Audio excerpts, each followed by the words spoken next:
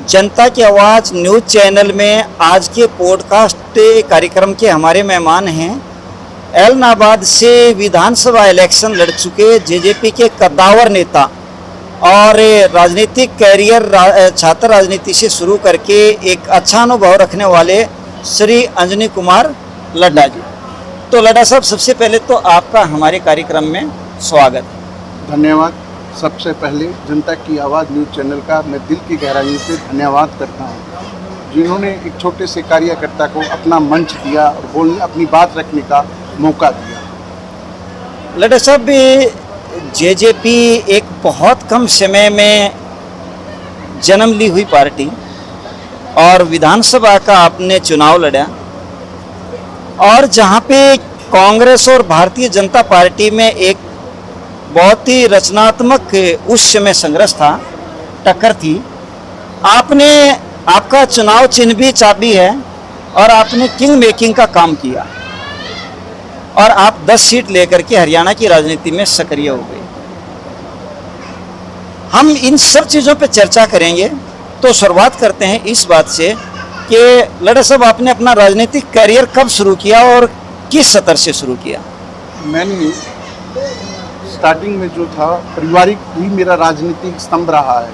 मेरे दादा सरपंच रहे हैं, मेरे रियल अंकल नगर पार्षद रहे हैं 5-6 बार, एक अंकल चेयरमैन रहे हैं। मेरा भी राजनीति का काफ़ी अनुभव है। मैंने छात्र राजनीति की है, उसके बाद इंडियन नेशनल लोकदल में युवा शहरी अध्यक्ष का काम किया है। जब से जेजेपी का गठन हुआ, वहाँ मैं युवा हल्का अध्यक्ष दुष्यंत चौटाला जी के नेतृत्व में कार्य किया।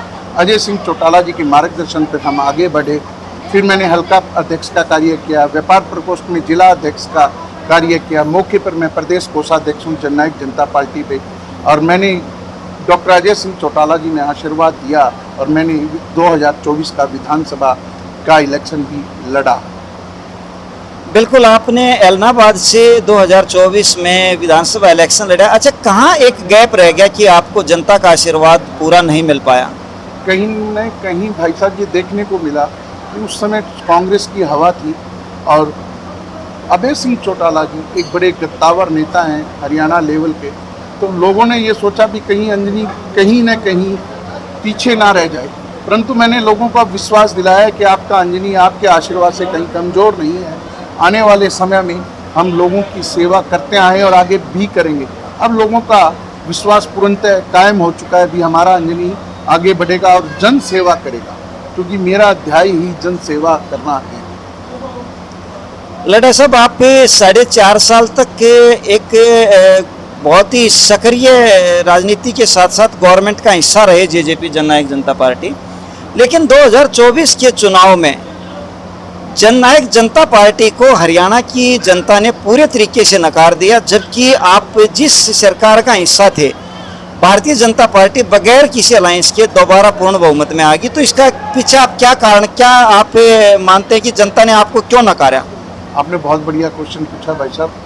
एक्चुअल क्या था, भूपेंद्र सिंह हुड्डा कांग्रेस थी, एक हमारा घरेलू जो दल था, उन्होंने सभी ने मिलकर दुष्यंत चौटाला की छवि को खराब किया और उसे ही टारगेट किया।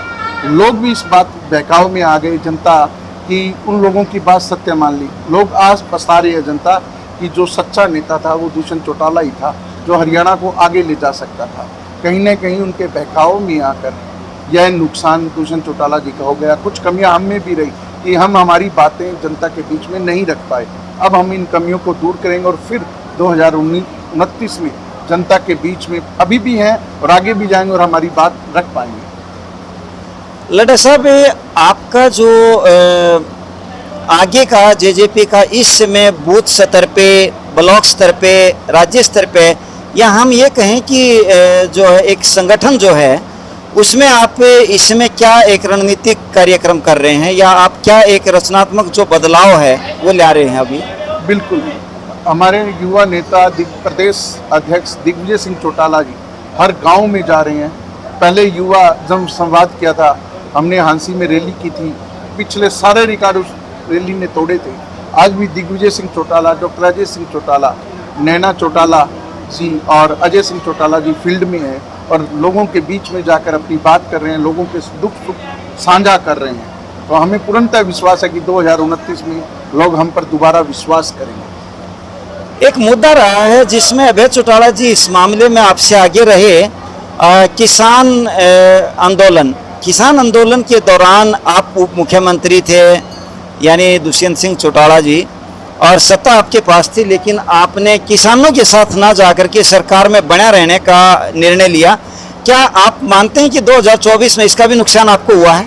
देखो भाई साहब, मैं एक बताना चाहूँगा कि दुष्यंत चौटाला जी जब डिप्टी चीफ मिनिस्टर थे, उन्होंने 48 घंटे में किसान की पेमेंट को खाते में डालने का काम किया, अनाज को उठवाने का काम किया।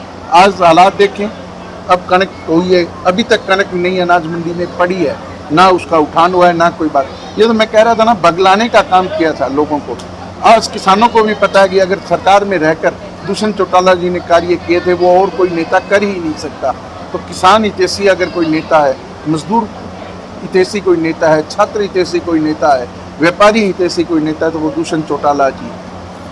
लड्डा साहब, अभी एक बिल्कुल जो है ना निवर्तमान आपका एक जो है इशू उठा है हिसार में, और वो कई दिन से सुर्खियां भी बना रहा और उस पर तरह तरह की प्रतिक्रियाएं भी आई, और कहीं ना कहीं चौटाला परिवार उसमें एक जगह भी नजर आया, चाहे अभय सिंह चौटाला जी हैं और चाहे दुष्यंत चौटाला जी और अजय जी हैं। तो ये विवाद क्या था और इसमें अब आपका अगला कदम क्या रहेगा? यह विवाद बहुत ही निंदनीय था भाई साहब। पुलिस अफसर ने या किसी ने भी यह कार्य किया था, बहुत निंदनीय कार्य किया था। पूरा चौटाला परिवार एक मंच पर नजर आया। ऐसा किसी भी राजनीति के साथ नहीं होना चाहिए। इससे कि ये समझ आया कि अगर दुष्यंत चौटाला जी प्रतिनिधि हैं, जनप्रतिनिधि के साथ यह घटना हो सकती है, तो आप और मैं जो आम जनता है उनके साथ कैसा बर्ताव होता होगा। अब यह न्यायालय में सारा मामला गया हुआ है, न्यायालय इस पे सख्त है। उसने 2-3 नोटिस जारी करके 2-3 तारीख पे सख्ताई दिखाई है। हमें इंसाफ मिलेगा, जनता को भी इंसाफ मिलेगा। लड्डा साहब, हरियाणा में कई जगह इस तरह की चर्चा है कि हो सकता है अगले विधानसभा में या विधानसभा से पहले जो जेजेपी और इनेलो का एक समय विघटन हुआ था और अलग अलग एक मंच बने, अलग अलग पार्टियां बन गई, तो ये दोबारा इकट्ठे आ सकते हैं। यह अधिकार क्षेत्र भाई साहब डॉक्टर अजय सिंह चौटाला जी का है।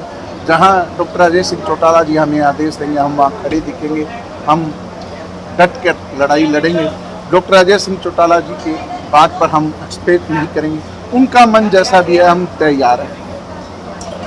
लड्डा साहब, अगर आगे 2029 की हम बात करें या उससे पहले लोकसभा की बात करें, तो क्या आप अपना चुनाव क्षेत्र जो है वो एलनाबाद ही चूज करना चाहेंगे या? डॉक्टर अजय सिंह चौटाला जी ने अगर आशीर्वाद दिया तो मैं मेरे विधानसभा क्षेत्र इलाहाबाद में इलेक्शन लड़ना चाहूँगा, क्योंकि वह मेरा परिवार है, मेरा घर है, वहाँ पर मैं पैदा हूँ, बड़ा हूँ। आप हरियाणा की जनता को क्या संदेश देना चाहेंगे? मैं तो हरियाणा की जनता को यही संदेश देना चाहूँगा कि दुष्यंत चौटाला जी पर एक बार विश्वास करें। अजय सिंह जी के परिवार ही एक ऐसा परिवार है जो हर व्यक्ति के, हर कार्यकर्ता के, आम जन के साथ सुख दुख में शामिल हो सकता है। ये थे श्री अंजनी कुमार लड्डा जी, जिनसे हमने हरियाणा की राजनीति पे, इनके राजनीतिक कैरियर पे और इनके चुनाव क्षेत्र पे और किसान संबंधित बहुत सारे मुद्दों पे चर्चा की। किसी भी सवाल को नड्डा साहब ने टाला नहीं, और लड्डा साहब ने जो है ना हर चीज़ का बड़ा ही सकारात्मक जो है जवाब दिया। मैं उम्मीद करता हूँ कि लड्डा साहब ऐसे ही राजनीतिक अपना जो कैरियर है उसको आगे बढ़ाते रहें और जनता के मुद्दों को उठाते रहें। इसी के साथ आज के कार्यक्रम में हम यहीं पे ब्रेक करते हैं और साथ में लड्डा साहब का भी जो है धन्यवाद करते हैं कि आपने जनता को जो है इस तरीके से आश्वस्त किया कि आप आगे भी जनता में बने रहेंगे। धन्यवाद। जय हिंद, जय भारत।